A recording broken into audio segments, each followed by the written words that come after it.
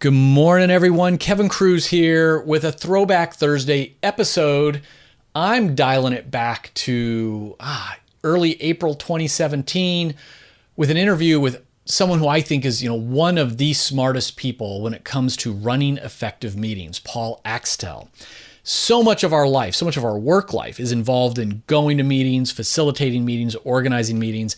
Whenever I do polls about the biggest time wasters at work, it's always a tie between meetings and email. So it's such an important conversation, and Paul's a great guy. Enjoy this refresher episode.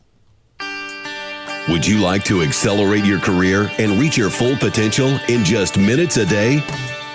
Welcome to the LEADx Show with New York Times best-selling author and Inc. 500 entrepreneur, Kevin Kruse. Do you run your meetings for 3 outcomes? Hello, everyone. Kevin Kruse here, helping you to achieve your full potential 5 days a week. And in just a minute, we're going to talk about how to lead great meetings. But first, don't forget to visit LEADx.org. You'll find hundreds of articles from the best business and career writers out there. And you can also sign up for our quick read newsletter packed with actionable tips that you can try out right away. Visit LEADx.org. Our guest today consults with a variety of clients from Fortune 500 companies to universities and government agencies. He is known for his expertise in how to run effective and productive meetings. His new book is Meetings Matter, 8 Powerful Strategies for Remarkable Conversations. Our guest is Paul Axtell. Paul, welcome. Welcome. Thank you for having me, Kevin. Oh, our pleasure. Now, Paul, we're going to talk about meetings matter in just a minute, but I always like to start with a universal question, which is just tell our listeners about a time when you failed early in your career, and what did you learn from it? Wow, good question. That's a question you could ponder on for a week. It might be good to be in touch with all those things. One reason I like the question is I think everyone has a flaw that could derail them in their career or could get in the way of their relationships at home. And it's useful to become aware of those flaws, and it's a gift when somebody tells us. So I'm reminded of my first production supervisor job, and I was sent to a small factory, actually just outside of Philadelphia, to take over all the production workers, maybe 100 production workers. And I was replacing a man named Emerson, who was a gentle soul, been there 35 years, and was godfather to 27 children of his hourly employees. Wow. I was there about 3 weeks, and I got a call from the factory manager saying, Paul, I need to see you. I need to see you right away. So I went to his office. Actually, some of my workers were standing outside of his office. I went into Dave's office, and he said, Paul, you love baseball, don't you? And I said, yes. And he says, well, what do they do if the team starts playing badly? Oh. And I said, well, they fire the manager. He says, exactly. Why is that? I said, because there's only one of them. He says, did you see your team out there when you walk in? They've asked me to replace you. I'm going to give you an hour to go out and convince them to take that back. Wow. So I walked out, and I went to the ringleader, a great big guy named John, and I said, John, Dave just told me that he would fire me unless you ask that I not be replaced. What do you want?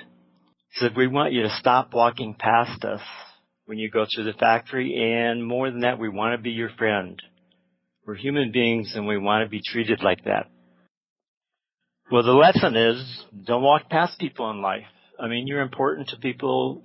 And to acknowledge somebody's presence, make eye contact, say hello, it's fundamental to being in the world. So that's a lesson I never forgot.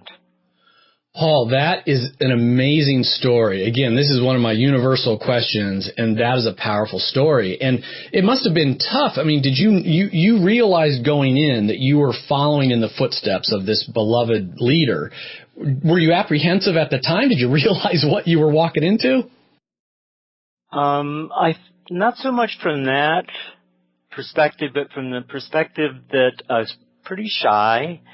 I would say I kind of got raised to be scared of people, so not outgoing.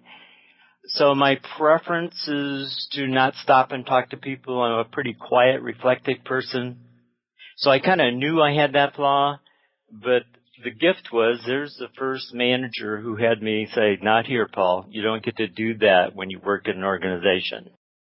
Yeah, this is really incredible. And listeners, this is something I can also personally relate to. I was speaking to a friend of mine who's a great executive coach, Roger Lipson, and Dr. Lipson was telling me that, when he's doing all these 360 surveys on leaders all around the world, one of the things that comes up very often is, Paul, exactly what you mentioned. People will say, geez, this guy just walks right past me and doesn't even acknowledge me. It really comes up quite frequently. Now, back in the day, I was guilty of the same thing. Now, when I was that leader, that manager walking down the hallway with my head down, I wasn't trying to be rude. I wasn't consciously ignoring people, but I'm a massive introvert. I'm a driver, so I would almost be jogging from the lobby to my office to get ready for the next conference call or whatever it was.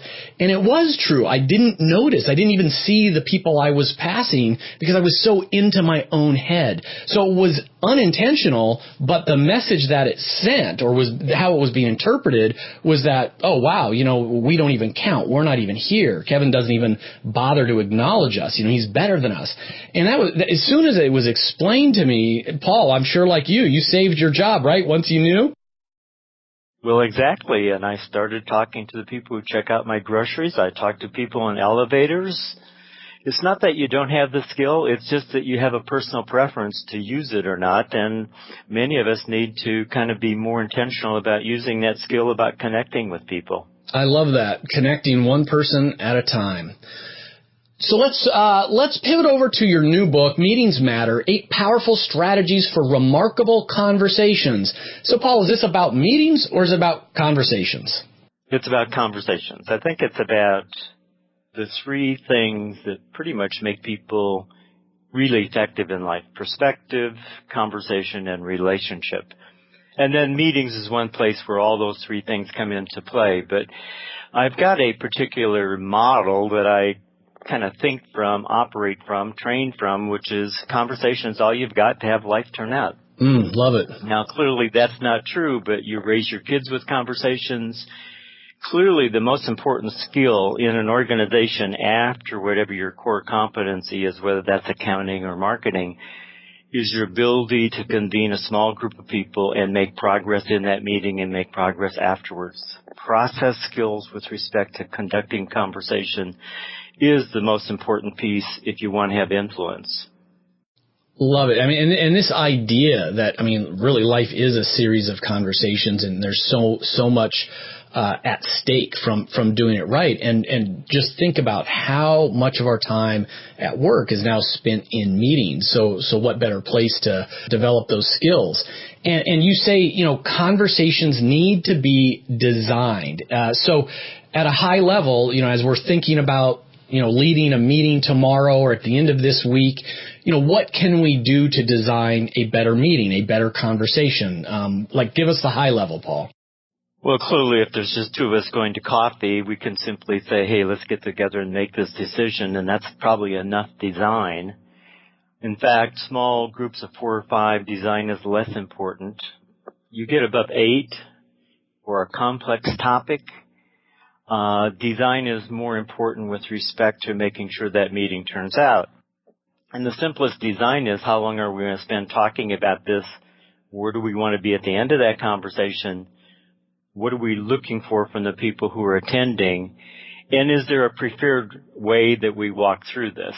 So clearly, if you have an hour-long conversation, I think there ought to be more thought to how the process is going to unfold. If it's a quick 10-minute conversation checking in with somebody, I wouldn't bother with designing it. That makes a lot of sense, and I hadn't thought about that. The size of the meeting, correlating directly to the amount of design intention behind it. And one thing in particular in your book, when you talk about designing a meeting or conversation, you talk about the importance of candor. What do you mean by that?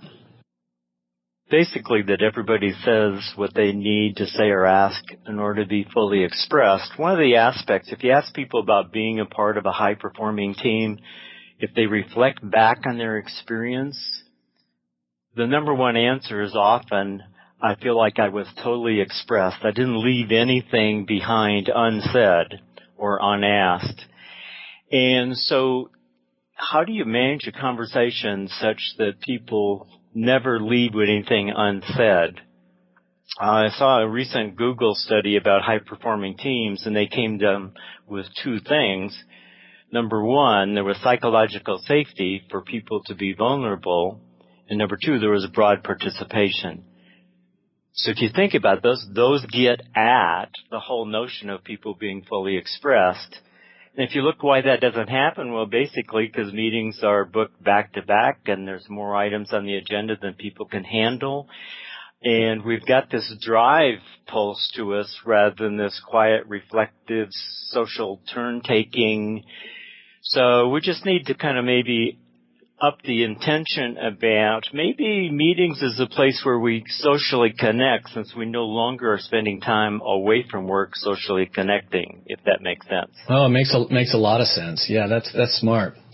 Now, I tease the audience at the beginning because you say great managers should lead meetings for 3 different outcomes. And before I read your book, I just was thinking about meetings as, okay, what is the one outcome, that's hopefully stated on the agenda? Like, what are we trying to accomplish or what are we trying to decide? But you say there's 3 different outcomes we can really lead for. So walk us through that. Yeah, very good. Well, clearly being productive is first. And if you stop being productive in your meetings or your teams, the whole sense of teams will erode. I mean, that holds true on a personal basis too. If you and I stop being productive, your mind will go to a bad place really quickly. And on teams, if you stop being productive in meetings, the whole sense of being a powerful group erodes. So you've got to be productive. Second, though, is people are relying on teams as a place to add value, to get their sense of community, their sense of belonging, and to add value from an expression point of view. So if you don't pay attention to the quality of people's experience during the meeting, now this is probably saying it too harshly, but you're using people versus giving them a chance to contribute. And you can lead a meeting such that you have some attention on the quality of people's experience. The third thing is, everywhere in life, part of your well-being is centered on learning something all the time and getting better at something all the time. And if you kind of come back to meetings or a core competency, then when we lead a meeting, we should be getting better at something. So that over the process of time of being meeting, we end up with new capacity and new skills. So in one meeting, we might be working on calling on people. On another meeting, we might be trying to nail down specific commitments in time. In another meeting, we might be trying to make sure that we get broad participation.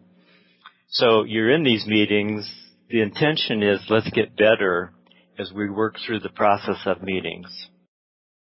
Paul, I think this is pure gold. So listeners, there's, high level, are you leading the meeting to accomplish the agenda? Are you creating a great experience for the participants? And are you developing new skills? And I want to add on that last one, I can't remember which basketball player I saw in a recent interview. He said there's always the game within the game. So, he wants the team to win, and he cares about the big stats like, points in the game. But then he said every game he picks something else out, like how fast can he improve the speed at which he gets back into the other end of the court? Can he improve blocks in another game? Whatever it is, there's like the game within the game.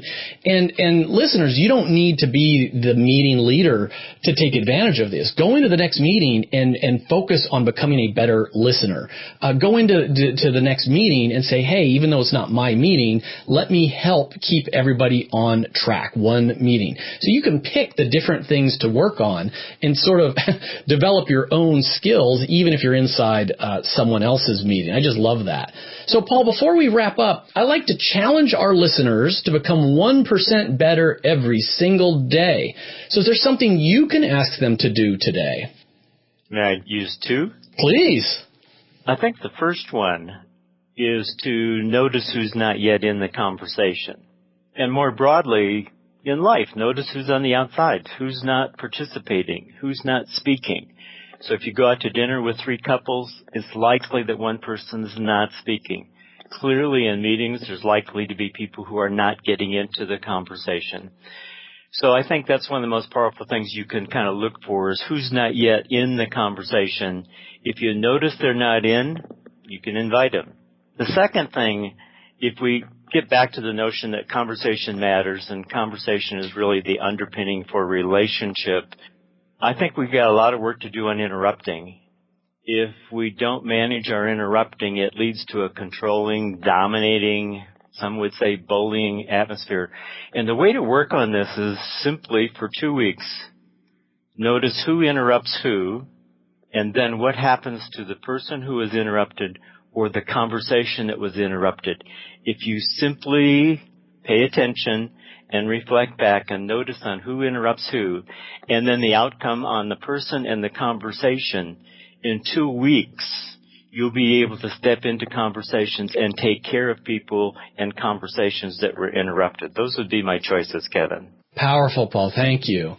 And where can our listeners find out more about you and your work? Well, there's a website, paulaxtell.com, and I'd be happy, particularly if people take on these 1%ers, to hear from people by email, which is just paulaxtell@mac.com.